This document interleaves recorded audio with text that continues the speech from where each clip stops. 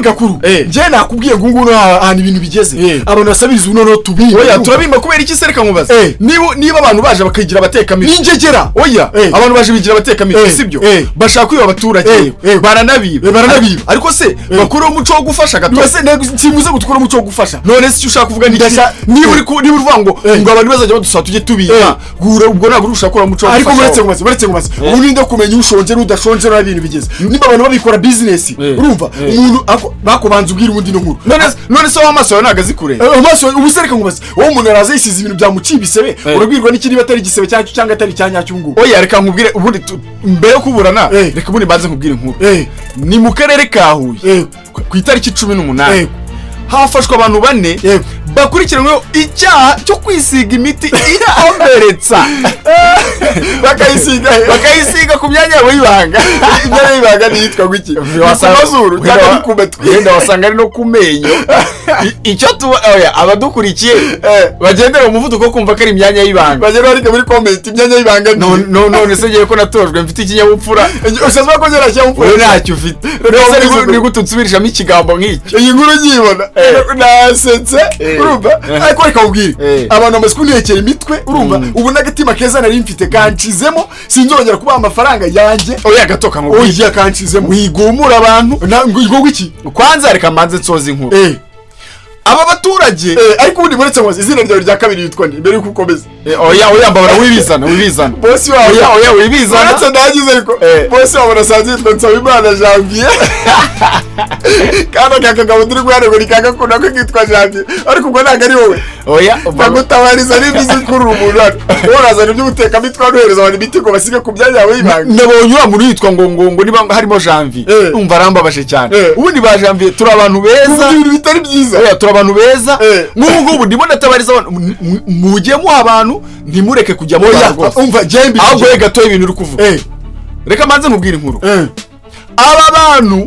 ngo bagendaga bafite utumikoro kandi ndangurura amazi abantu bose hano muri Kigali ibyo barabizi n'ubu reka kubwira ejo nigere ndahantu biri seri kandi sukubeshya umuntu araza afite akamikoro ngo mfite ngo kanseri atwereka ku kaguru mani bune ni kuko nese ne bwa hantu mbona nyine harahiye kabisa mbona ahantu hatembe bana mana abantu bamundagaje ifungo afite akamikoro ngo mumfashe ndi karimo nyine ya repeating voice nyine yisubiramo ya repeating sound waba recordings igenda yisubiramo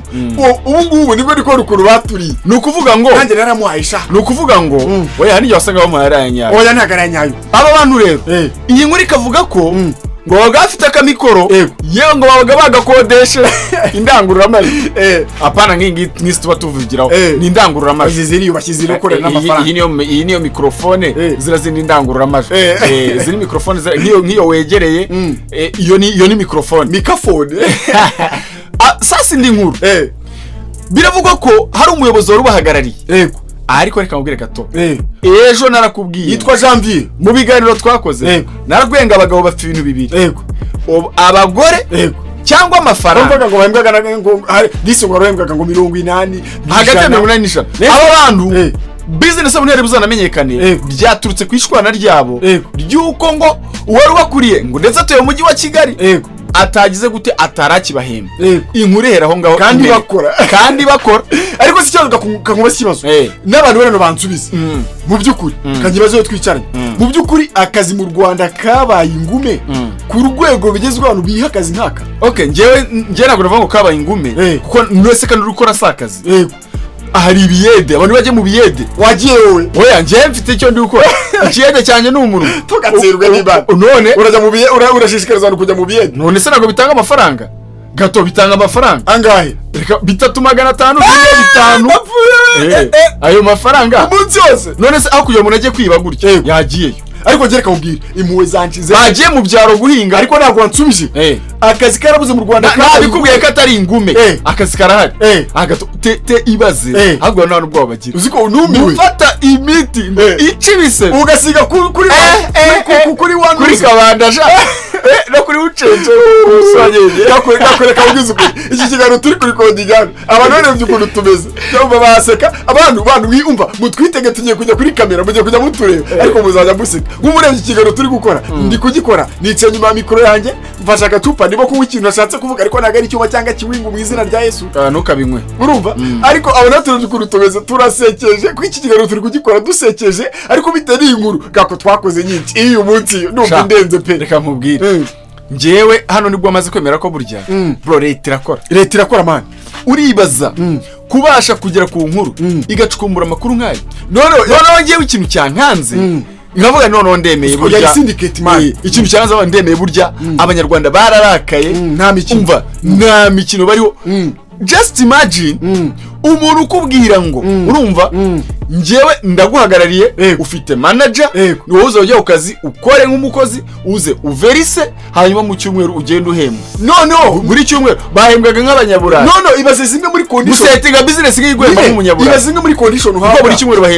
iburayi bahembwa buri cyumweru ibaze zimwe muri condition uhabwa ngo no gusiga imiti ku gitsina man kugira ngo giteteme natangizwe uko barimo umugore none se gihe kibazo nibaza ubundi ndaza gushaka umuntu urihuye za tumba cyangwa afera harya nta munyeshuri dufite wiga ukiri university simbyibuka nako ariko hariho nibutse ndashaka kumenya amakuru aba bantu bahazaga harya ucyana amafoto ariko se ikibazo ribaza ese yazaga kera ku muntu ngo rebe uko ahubwo rero kubyibaza wenda wowe nguvuze urumva yazagaragaza ku kaguru afite n'akamikoro kavuga at least wenda byakumva ariko se kumyanya y'ibanga basigagaho gute nyine bagendaga babigaragaza gute oya ahubwo ikibazo ni kwibaza uwo mudamu numvisemo ariko mumbare abanyarwandakazi ibi ndi gutekereza simbizi yarageraga akabona akereka abantu ngo dore ashiga ko twari kondisiyo byinshi njyewe ntabwo ndi kubyibaza nyine gakoreka mbwira twakoze ibiganiro byinshi pe nyine ndacyari kwibaza nk'uwo mudamu yarageraga akamanura inuza ibyenda byose agatabaza ngo dore ndapfuye mu ntabare none se gatoreka nkubaze wenda kuri kuvuga umudamu ibigabo byo cyagenda gigere ku muntu kabanda cyabigenza nyine gereka nkubwira nibuka dusiramurwa kuko nta kindi nta gisebye kirimo abantu bose barasiramura ariko nibuka ukuntu byari bimeze man ukuntu nyine ukuntu twitwaraga byari ibintu nyine ubona biri ku rundi rwego ukabonetse sikabona umuntu umugabo araje akereka muganga kamanura ati muganga rwose dore indodo zirimo cyabiranya abo dusangiye abahungu ibyo murabyumva none nkibazaga ko uburibwe twumvise kiriyagiye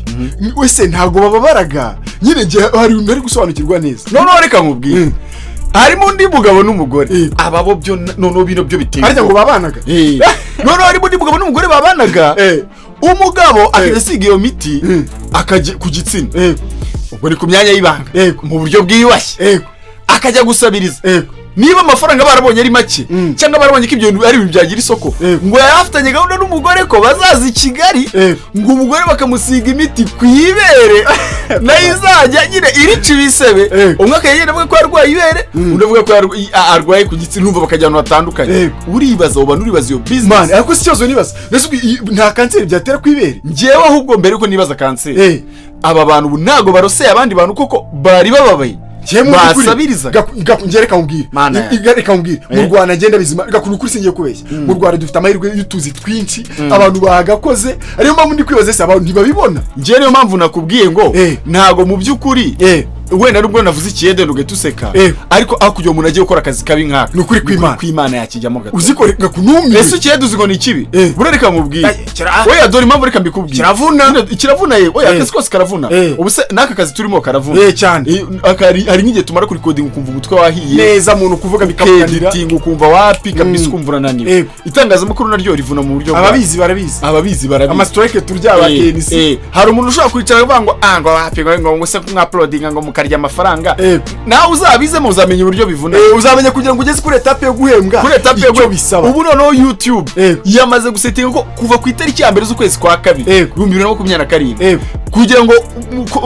icyo YouTube isaba yasabaga amasaha 4,000 ubwayo kuyageza byari ingubi none yashyize 8,000 by'amasaha yakubye kabiri ejo bundi hari umugabo wo mu Bubiligi yaraduhamagaye aratubwira ngo ashaka kugura YouTube channel ngo tumukore YouTube channel uriya muntu yarandakaje tumuciye inote ya 800 ngo turamuhenze inote ya ubu noneho bantu mubimenye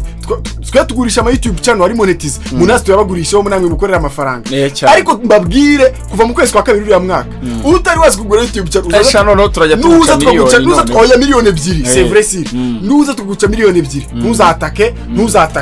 ntuzatake ngo tuguciye menshi kandi reka nanakubwire abantu munabimenye nubwo mu Rwanda nyine turi kubivuga kano gutya tubivuga gutya tuvuga ibintu by'akazi n'ibiki akazi karari kenshi pe njye iyi nkuru gaku turi gukora yambabaje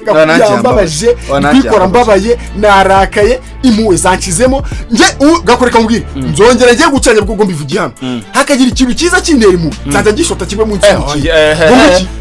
weki guko bitaro gukomeretsa bari gufungira uburetse nkubaze urabona umuntu afungiye icyo kintu oya gatumva nkubwira bajubanza wumve nzajya ngishota dorori gatoya nkabagakuru oya tansiyo nzajya ngishota niba ari icyaha cya mbere gikomeye muri iyi leta ni ukugira gute ni ugukubita no gukomeretsa ndabizi kwihanira ibiteka mitwe umenye imbaraga mikoro tuba turiho ifi nzajya mbisunika njye nijye ubivuga n'ingewe oya ibyo uri kuvuga ibyo ngibyo uri kubivuga nawe banza wumve iki kiganiro turi gukora ntabwo uri kukiyumva ibyo kereka iyo uri kubyumva cyangwa n'inkanjye nawe turi kubivugana ibi biri kuba spread out ku bantu benshi sibyo rero harona wishishikariza abantu ko wajya wegera mikoro wishishikariza abantu ibyo bintu harona sutse gaze kurwana se ngewe ndabikubwiye icyo nzabura cyo gifite bya bimikoro kiza cyinteka y'imitwe urumva ngo dore ngo gaku ahubwo abantu baranatinyuka buriya umuntu beretse ku gitsina akaza kumanura akarebaho ngo reka neka nge ntabwo nibaza ko hari umuntu beretse none se bese babishyiragaho by'umurimo wenda araza akabivuga se umuntu ntabwo nabyizera afite ako kamikoro wenda akagenda agenda imiteza agenda gake wenda kuko nahise nawe ubitekereje ntabwo watekereza ngo yaraje ngo afata umuntu ngo reka nkwereke ngo urabona ngo ndarwaye ngo bimeze gutya ibyo ntabwo niko nabitekereza ariko reka ubwire abatanga bamwe bahari batwandikirana bashyiraho nimero yabo tuhamagare cyo kwakoresha ama interview abiru nje mubaze ukuntu yamanuye umuntu akamanura kabireba ati dore gera koraga ibiribi iyi kamera tugiye kuzana hano harashye irakora akazi reka ubwisubira reka ubwire ko nakubeshye ikintu cyambere cyambabaje gaku kikanambabaza kikanira n'agahinda kumva manu umuntu afata imitima nimwangiza hakoze uko nko mu boss we hako mu boss ribi muzane naye mushyire kuri parade twirebere shareka nkubwire gato ni ibintu turi kuvuga gutya ariko inkuru irakomeye mani irakomeye cybyataye muri teye ubwoba ibi ntabwo bivugwa ese uzajya uje kujya utanga amafaranga ku bantu ngo babaye none se hari umuntu wabaye ubona kababaye kangwe nk'urugero uretse ngwe nk'urugero umubyeyi kumwe n'abana mu nzu uri kubibona umubyeyi ntago afite uko yikora iyo shuje kujibona ariko birabiza ngo nararwaye ngo sinzi ngo kanseri ngo ntago indibitsi nzajya mbikubita inkoni oya ari igihe umuntu ababaye ngaye bazo mukubise gutya ababaye kuko ubwo rubango rero umukobwa mwe gatukisha bose umugani njya uciye se numugani y'Ikinyarwanda oya ngewe gusa icyo wenda nabwira abanyarwanda gufasha byo ntimubicike kuko gufasha n'umuco mwiza uraturanga ejo nejo ubundi wese yisanga akeneye ubufasha ariko mana ishobora byose gato dusoza iyi nkuru mana yanjye sinzi aho tugana erega njye mva mbwira ikigakukino we kikanera ubwoba kikanantungura kuri twuno babitekereza nibajije se mu Rwanda amahirwe y'akazi yarashize yarabuze ku rwego bigezwe umuntu ahitamo akazi kameze gutya kuri urwego ni ibindi bintu mani biteye ubwo none kandi akabikora wumva ari na serie ngafite abagaba ihuye Nyamasheke Kigali ahantu hose mani usko ntabwo babagira abantu bararakaye usko abantu barakaye ku rwego kuri mani abantu bararakaye nta mikino abantu bari biranarenze biri ku rundi rwego none ikintu cyane ubwoga kurushaho umuntu kugezwe yebera ngo bamusiga imiti hehe oya hari aho nati ngero ndabivuze hagize nicyo duhura nibuka isura narajya yanjye nagihonda urumva ngende nwesoje ngo nakuri kuvuga narakaye bari abantu mani baza batemu ese wamuhaye angahe oya ntabwo nakirwa mbivugira anga kuryo mafaranga yawe yaciye igikuba ntabwo ari umwe uzabona agiye ibyo nibikorera ubu ngubu ngiye kuzanca ku muhanda nibonera kana gashonje bari kumwe ibiziteka bitwe biza bifite twatumikoro ahana abantu bakorera numva uzko umuntu amanukaga hasi akajya kumureba umuntu yagira akabona temwe urumva akavuga ati kuko uriya muntu arwaye hanaha dore wende ikintu cyarabyimbye yabaga kwereka byo ukabona nibyo wamureba ukabona n'umuntu urwaye ubabaje n'umuntu uteye impuwe iwana rwose ukabona gusa shaki koze gatoka nkubwire ibintu biteye ubwoba za Rusizi zahe hose ariko byafashwe n'ibyihuye harimo abanyibundi bafatiwe ihuye ariko bikana baturuka Kigali abandi ngo bagaturuka Rusizi none ngiye ikintu cyantangaje ngamakuru avuga ko ngabafashwe bose bakoreraga umuntu umwe mu mujyi wa Kigali wari ufite umukozi ubakurikirana ari we manager ngariko yari mushiki we wo mugabo ibaze gusa nyuma baje gutandukana kubera kubahemba nabi rimwe na rimwe bakanamburwa batangira gusabiriza ntawe bashyira amafaranga bivuze ngo bajya gusabiriza bakaverisa bagatanga verisoma ariko ushaka ibintu bikaze iyo company yitwa ngo abantu bararaka iyo company nyine yabitwa gusa ikiza nyine umuyobozi w'akarere ka Huye Ange Sebutege yabwiye igitangazamakuru cyakoze inkuru ko bafashwe nyine abo bafashwe bakaba bari gukurikiranwa kandi yagize ati yego bafashwe operation irakomeje andi makuru muzamenyeshwa nyuma abafashwe bose bafungiye kuri station ya polisi ya Ngoma ariko reka umbwira imanza ziragwira nk'umucamanza uzacura urubanza urunza rukurikirana pe oya urubanza no kuzarukurikira mu byukuri gako akongera ndacyari kwibaza man burya uziko abantu twataye n'agaciro ku rwego ruri hejuru biteye ubwoba umara uzikabo nta soni tukigira biteye ubwoba uzikabo nta mikino igihari man umuntu garafata imiti agasiga he ewe dusezera abantu twigendere pe twigendere ibiganiro byacu nagaruka umva nje na Recife Factor de Classic mfatanyije na mugenzi wanjye Gakuru aka Janvier uyu Janvier witeranwa na boss yarukuriye aba bantu udukore kandi mushane ibiganiro byacu izindi nkuru nakagaruka kandi mutwitegure tujye kuza kuri kamera n'ibintu biri heavy kandi biremereye ibombo Kratina Shalom.